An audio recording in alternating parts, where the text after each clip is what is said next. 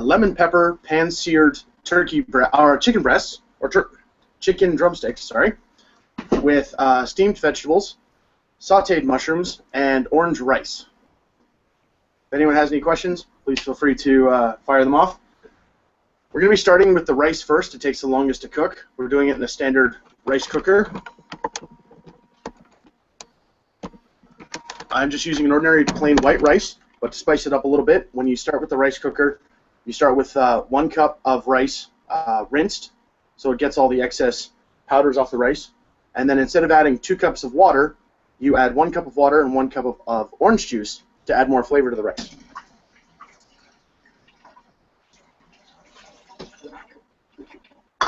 I prefer using an orange juice that has lots of pulp in it.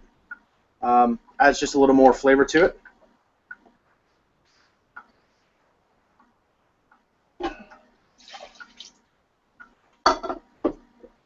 And then it's really as simple as plugging it in and then pushing a button. It's amazing how much plugging it in helps.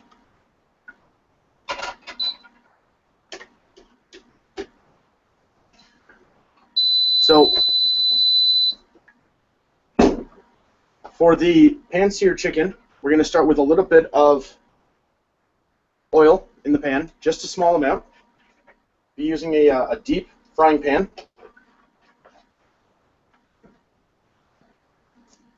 Small amount of lemon concentrate, because really you just want the lemon there for flavoring. And then freshly ground cracked black pepper. You want to put as much in as you're comfortable with, so it depends on who you're cooking for as to how much you want to use. I personally like a lot of pepper.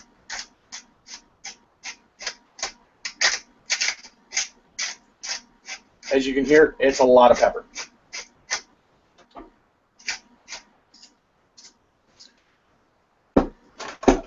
Turn on your frying pan. Spin everything around, get it nice and spread all over the bottom of the pan, because you're going to be pan frying everything in here.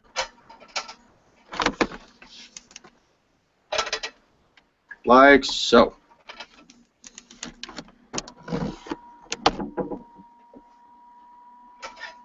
Now it just takes a minute for the pan to get heated up. Now, a lot of people will tell you that you should always use defrosted chicken drumsticks when you're doing this. It's not necessarily the case. You can use semi-frozen ones if they didn't defrost all the way. So if you get home at the end of the day and went, oh, they didn't defrost in the fridge over the day, no problem. You can still use them. It does, however, make them a lot easier to take out. Take them out in one big chunk.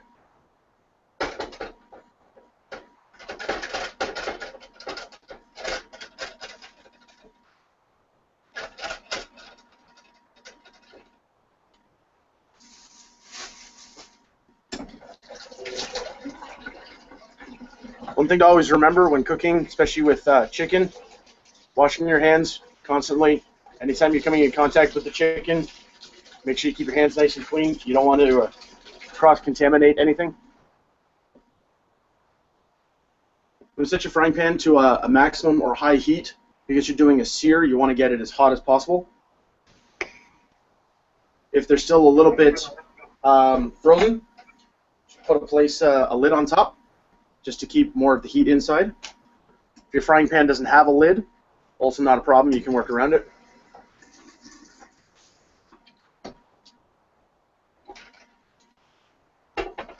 If you decide you want to do these straight from frozen without frosting them at all, to boil it along the process, it helps to cook it straight from frozen, so you don't have to be here for hours waiting for it to defrost.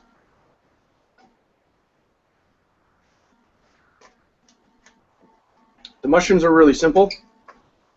Prepackaged sliced mushrooms. Saves you lots of time, lots of energy. You never have to worry about cutting yourself. Once you've pan fried all of your chicken, you're going to take it out and let it rest for a few minutes.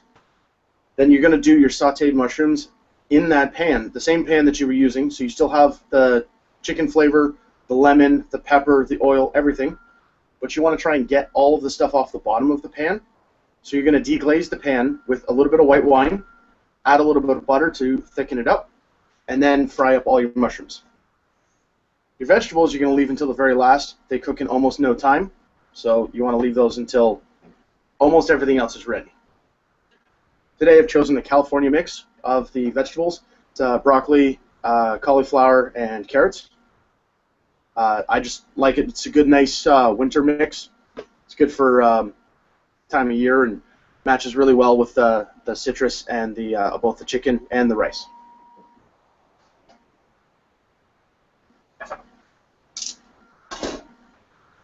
Anyone have any questions? Oh, that's good.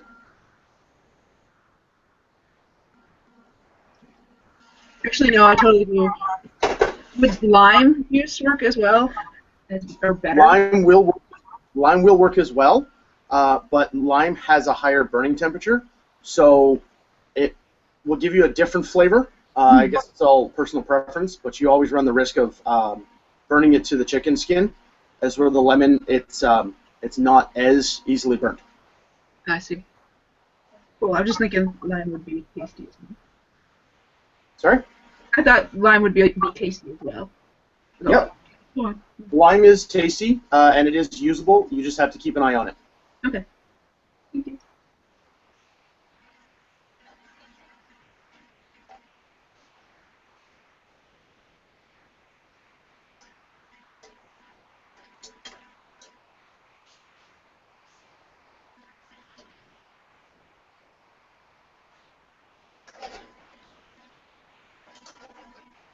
So, I'm not sure what your grocery options, shopping options are, but this large pack of drumsticks, I got 9 drumsticks for $5. You do it all up in one pan. You're good for dinner tonight, lunch tomorrow, maybe even a snack the day after.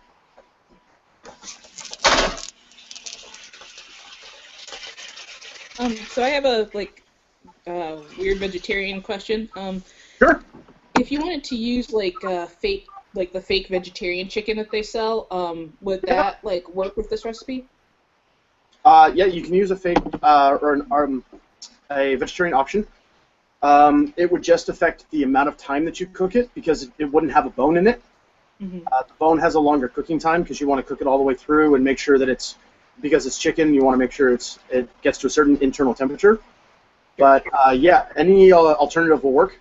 You can do this with pork or beef sausages. You can do this with boneless or bone-in chicken. You can do it with vegetarian alternatives. Okay. Cool. The other thing about this meal is it can be done in large quantities. So if you have a flat grill at an event, you can do this as an option for a feast and still do it for large amounts of people all at once.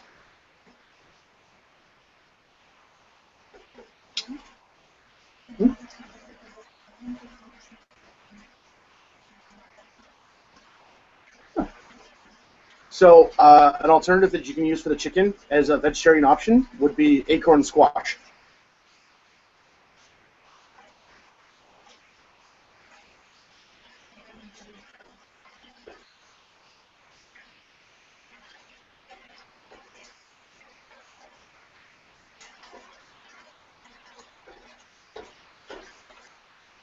Because you're cooking this on a really high heat, you want to keep an eye on it, constantly rotating it, making sure you're getting a good, even cooking surface all the way around the chicken.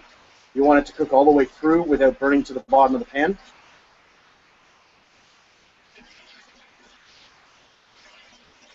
One thing you do need to be aware of, because you are pan frying it, there will be a splatter of oil or grease. Just make sure there's nothing around that's flammable, and you are prepared to get little burn spots on your arms.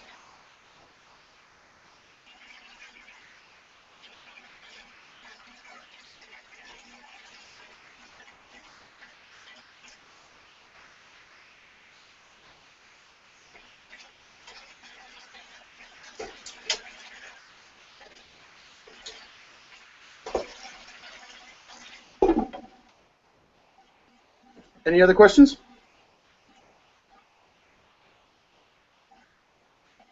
Just to review for the orange rice, You said that like instead of like adding like the 2 parts water to 1 part rice, it's like 1 part water and 1 part orange juice? Yes. Okay. Okay. That will also work with lemon juice if you want a really tart rice, or lime, or a mix of lemon and lime. Okay. Any citrus would work. I guess you could do mango as well if you wanted to go a little more. Yeah, you can also use coconut milk if you want to go with a creamier, almost like a risotto type rice. Mm-hmm.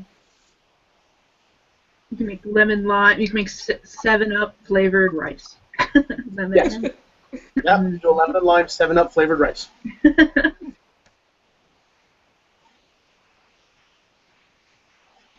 It's just getting to the point where it's starting to sear in the pan, so this might get a little bit loud.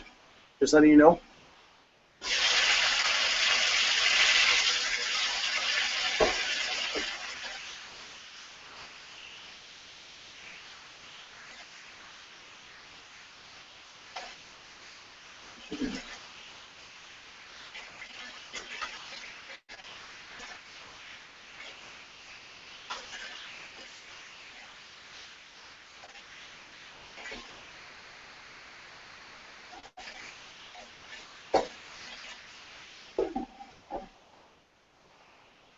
So you want to go for a nice golden brown color on the outside of the chicken. So if you keep rotating it, you shouldn't go one side and then the other.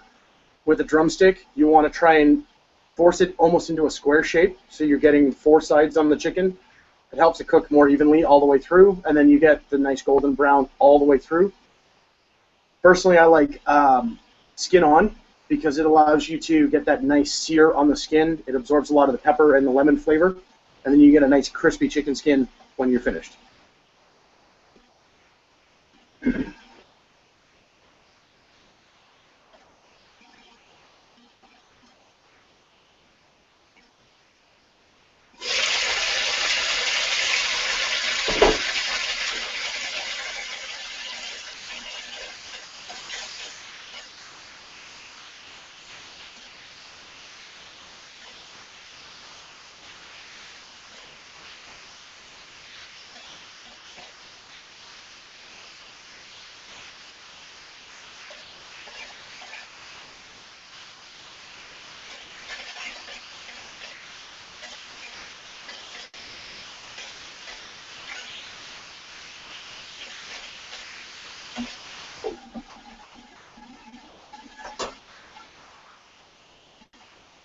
If you do notice that your chicken, when it's searing, it's starting to use up a lot of the oil that's in there, I don't recommend adding more oil. You don't want to add cold oil to the frying pan. You can always add just a little more lemon juice or just a tad bit of water, just to help it thin out a little bit.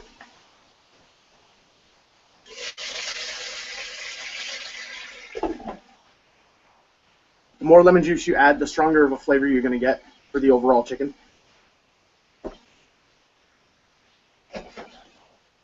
As I said before, you can do this with chicken, you can do it with turkey, you can do it with sausages. This you can do it with lamb as well. Beef and lemon, not so much together.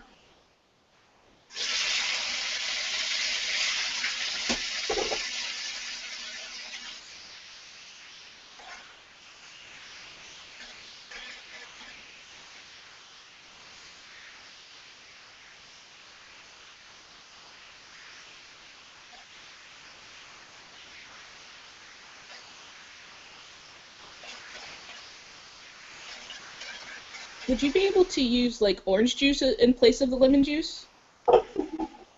Sorry? Would you be able to use orange juice in place of the lemon juice for the chicken? You would, yes. If you're going to do that, I would recommend using something that doesn't have a pulp in it, because the pulp's going to add the extra bit of texture to it if you want a nice crispy skin. Mm-hmm. So just a straight from concentrated orange juice would work as well. It won't be as acidic, so it won't break down. It won't break down the chicken as much, because the lemon juice helps to break down the chicken to make it more tender. Mm-hmm.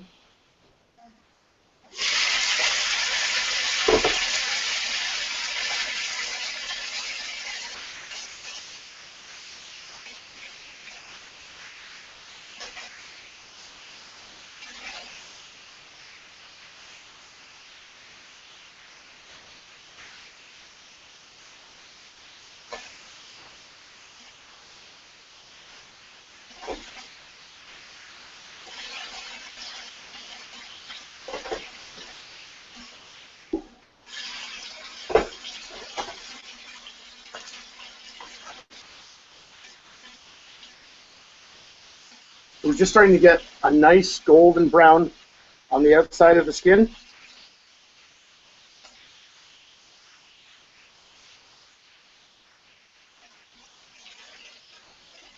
It's really yummy. It's cooked all the way through. Okay.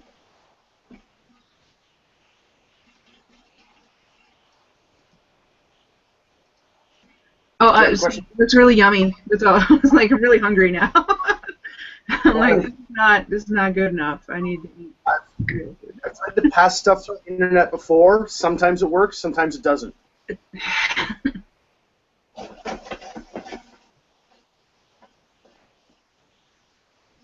But on the bright side, you only get to see it.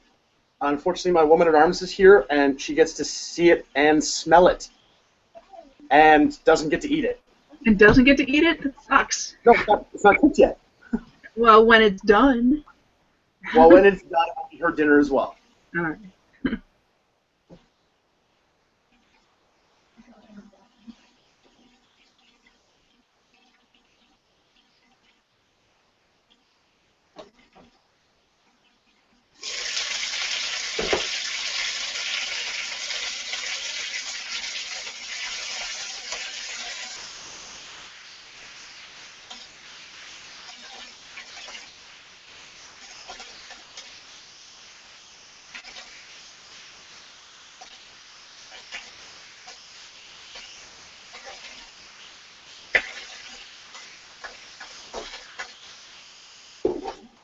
Something to be aware of when you're using a standard convection or a standard traditional stovetop.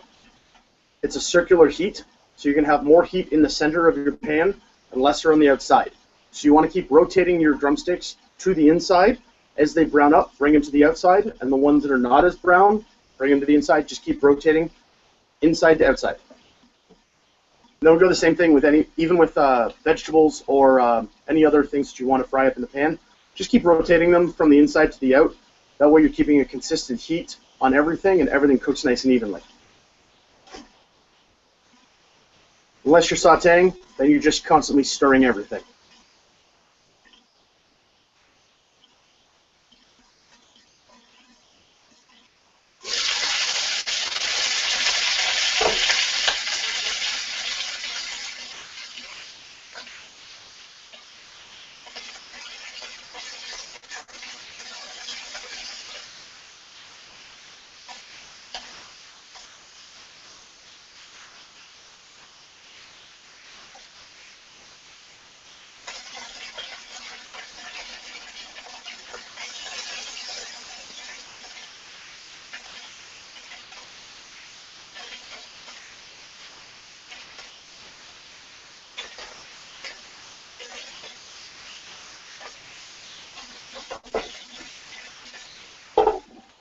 Once you have the nice golden brown sear on all sides, just to make sure that it is truly cooked all the way through, you want to turn on your oven. I'm going to be using a toaster oven, which is more convenient for me, but a regular oven works as well. You want it at about 300 degrees, and then you're just going to let the chicken rest in the oven while baking at the same time. It's going to keep all the juices inside the chicken, and then finish cooking it all the way through to make sure that you're at a good, safe internal temperature and you're not going to food poison anyone.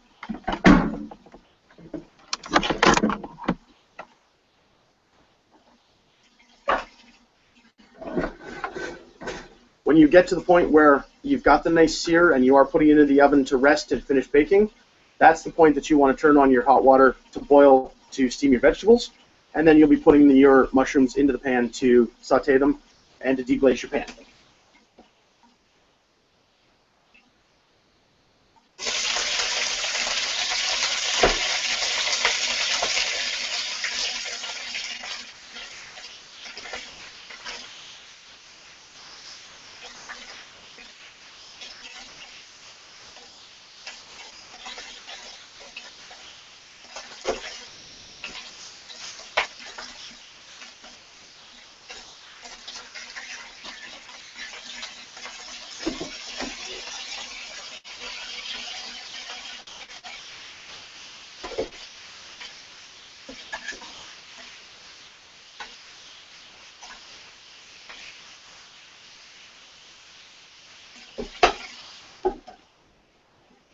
That is in fact what you're looking for right there.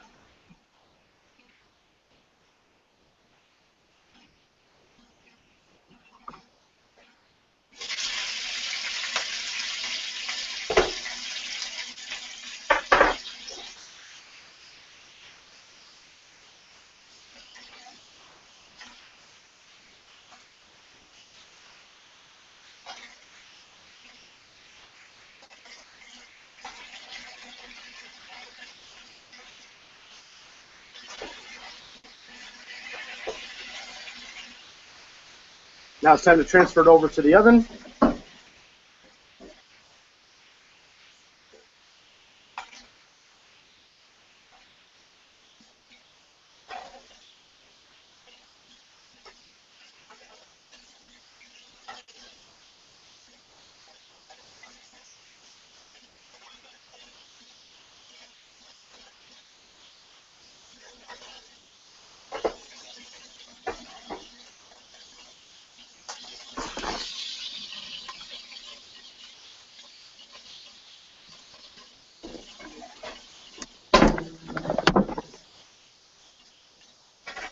So now you have this interesting pan full of some oil and lots of little bits of pepper and lemon juice. At this point, I like to add a little bit more pepper to it.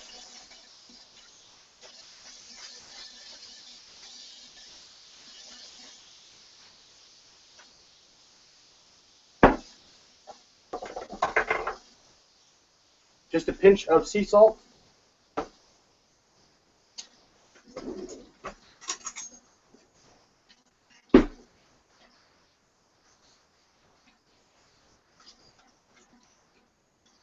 And just a small amount of butter.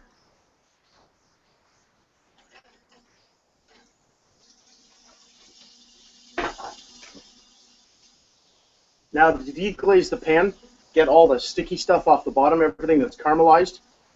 You want to use another liquid, something that's going to pull everything away from the surface of the pan. I recommend white wine.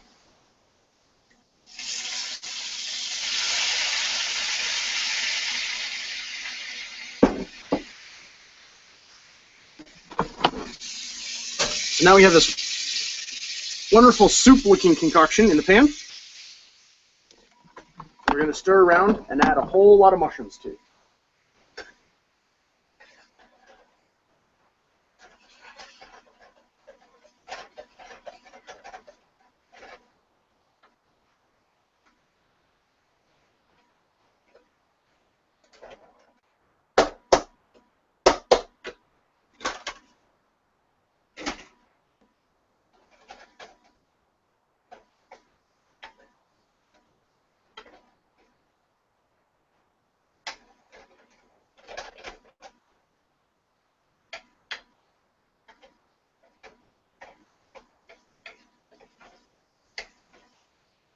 So you want to just keep stirring your mushrooms around, making sure they get nice and covered by all of the stuff that you just deglazed off the bottom of the pan.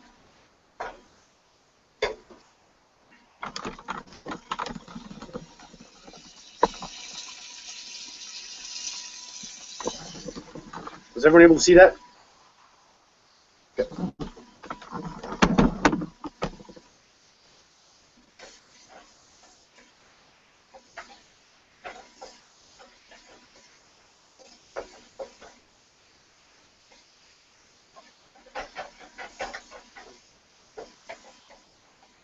So you want to just keep your mushrooms on a high heat, and then just keep stirring them around until they start to sweat down. They'll start to shrink up a little bit and get a nice, really firm brown look to the outside.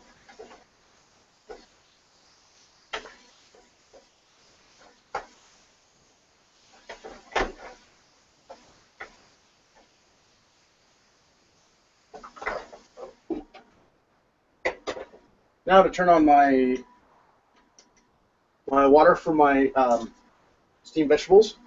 Today I will be using an original 1970s stainless steel vegetable steamer. If you can find one, keep them. They're phenomenal.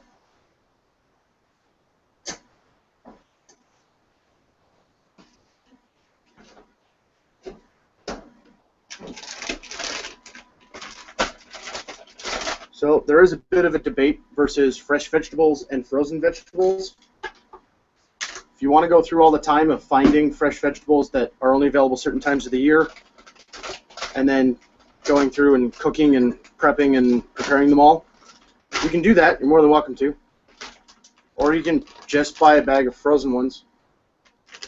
Frozen ones are harvested at the peak of their ripeness, and then they are flash frozen, so all of the nutrients are kept within the vegetable.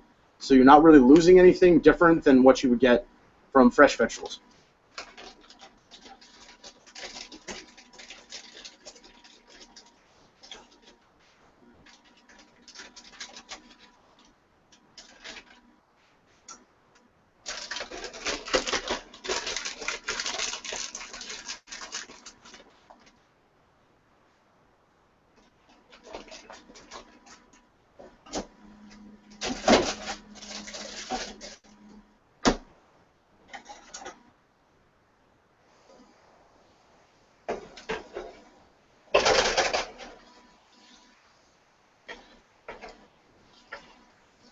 So the thing about the mushrooms is they have a fair amount of moisture in them to begin with.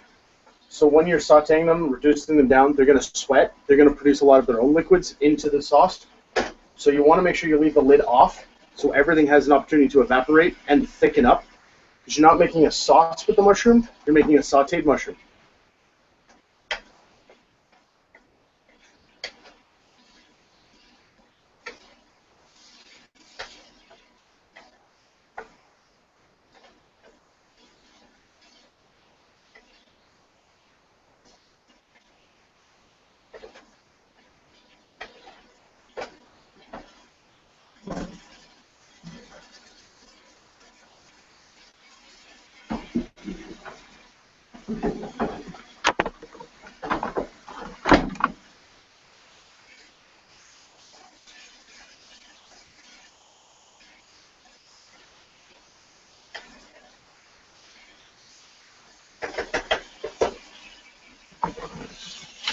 So as you can see, there's a fair amount of liquid in there.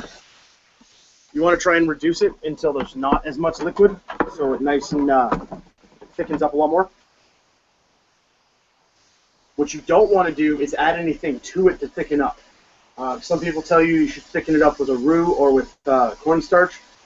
Just leave it, let it do its thing. It'll evaporate and thicken on its own.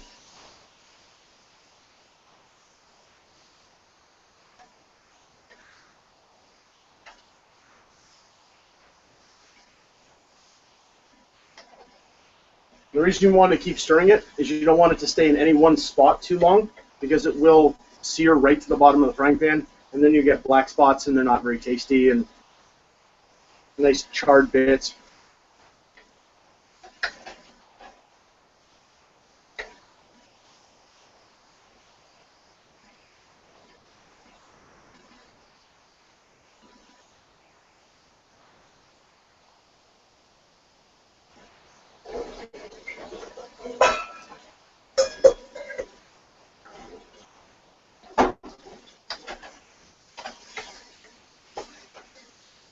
Thing about steaming vegetables, make sure you have a lid for whatever you're steaming the vegetables in, because you want to try and keep all that steam inside. So you make sure you cook all your vegetables.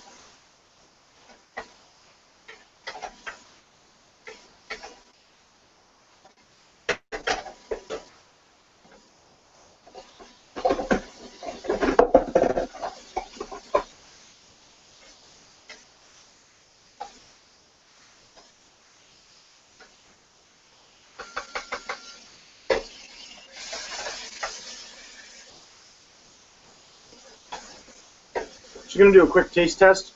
You sort of want to sample things as you're going to make sure it's getting the right flavor that you want. Does it need a little more pepper? Does it need a little more salt? Is there too much pepper that you can thin out with oil or more white wine? Has it got too much white wine? Do you need to reduce it more? These are things that you can only really tell by testing it, tasting it, and then you make it to whatever you're happy with. Personally, I'm going to start my taste test by just giving it to someone else. Yay!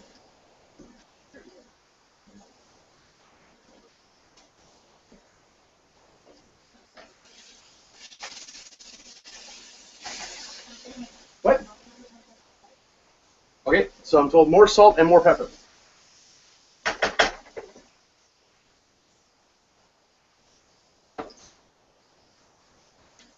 When I'm cooking, I prefer sea salt. I just find it has a better flavor for cooking as opposed to table salt. And pepper, always grind your own. Don't get pre-ground pepper. It's like the craft dinner of spices.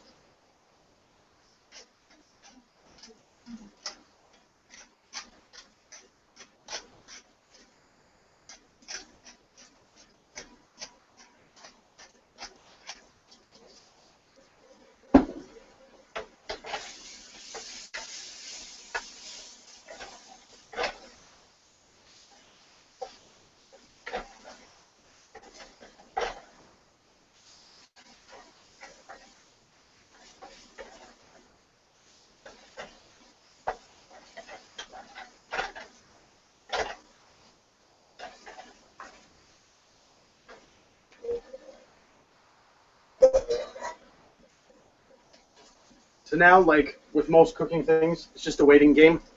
Waiting for the vegetables to finish being steamed, waiting for the rice cooker to finish. That's why you always want to put your rice cooker on first. It always takes the longest. Doesn't matter what you're cooking.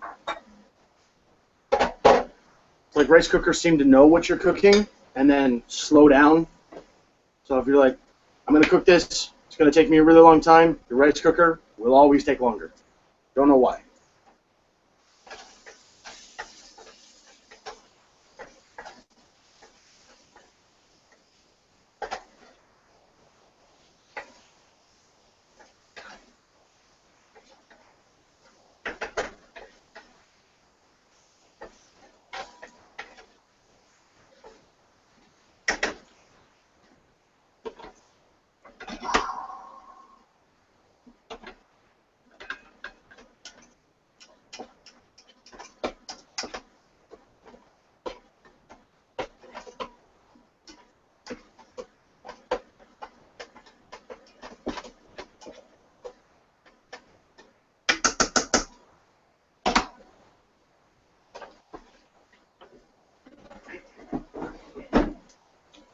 So something you need to remember when you are preparing a really nice meal for someone, whether you're preparing it for yourself, preparing it for a friend, or preparing it for 100 people at a feast. Plating is as important as the cooking. You want what you're serving to look nice on the plate. You don't want to just slop a bunch of stuff on a plate and hand it to somebody and say, here, this is what you mean to me. You're a pile of food on a plate. If you take a couple of seconds, place things out nicely, make sure there's no spilled sauces on the edges, make sure the plates are clean, the cutlery is clean, make sure it's arranged in a nice manner. Some people prefer their food separated, some don't. It's really a preference. But if you take just a couple of seconds and place everything nicely on the plate, it just shows that you're putting a little more effort into what you're serving. Even when you're serving a feast to 100 people, it's a couple of seconds, 2, maybe 3 seconds, and you can plate 5 plates at once, and then just make sure that they're nice and neat. Everyone's going to appreciate it a little bit more. They're going to think that they're a little bit more special when they're at a feast, at an event, and getting a plate that's properly plated, not just a buffet line with stuff slopped on a plate. Amber, you look like you have a question. No? Okay. No, I'm sorry. I was talking to Caius about his tunic that I'm working on over here. Okay. Sorry. Nope. Actually, I have a question for you. Yeah. As someone who does a lot of feasts at events, do you have any comments regarding plating? I think plating really depends on the setup that you're using for serving your feast, and it depends on the number of people you have available to help do it. I think we've, in general, kind of gotten a little bit away from individual servings and just kind of setting things up buffet style based on the setup that we have for GE and for Fury for our big events. For smaller events, though, like for our park events, yeah, I think it's definitely important to do it. Okay. Well, I know that I'll be helping you with Feast at Yule, so if you'd like to do some interesting plating, just let me know.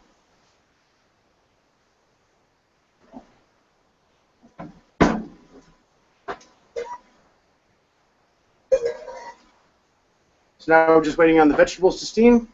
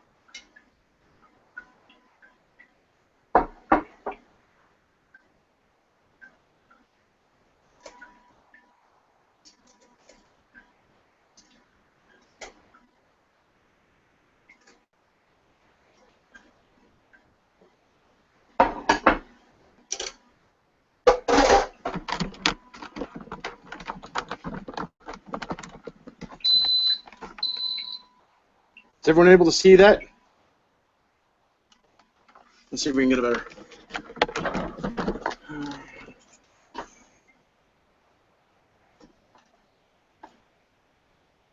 Yummy. And that is how you do chicken, mushrooms, rice, and vegetables. So you can do this entire meal for under $20 to feed 2 people for dinner and then 2 people for lunch the following day. Amber, did you get to see the plate?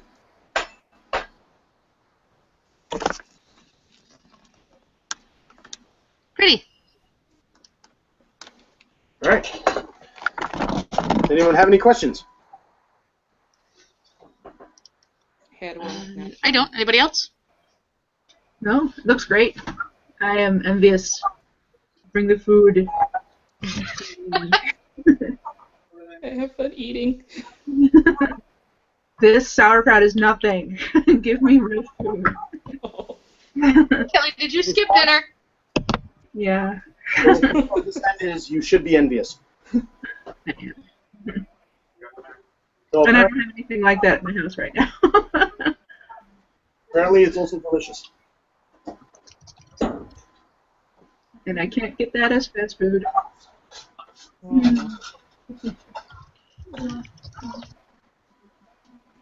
Okay. So with the particular rice that I used, the way it works out with the orange is it comes out more like a sticky rice than a light fluffy rice, which is also really good if you want to let it cool and use it for a fruit-based sushi. Orange. Some sort of maki rolls with mango slices, avocado, and strawberry. So you get an orange rice with the fruit rolled up, and you get a sushi roll with it as well. Ding-a-ling was hanging out. Any other final questions before we conclude tonight's wonderful class on how to cook chicken? Yay, thank you for coming and teaching a class. Thank No you. problem. Thank you you. everybody else Hope for coming everyone and enjoyed it. sitting in the class. Yay! They're clapping. John appears. Alright, I'm gonna stop the broadcast.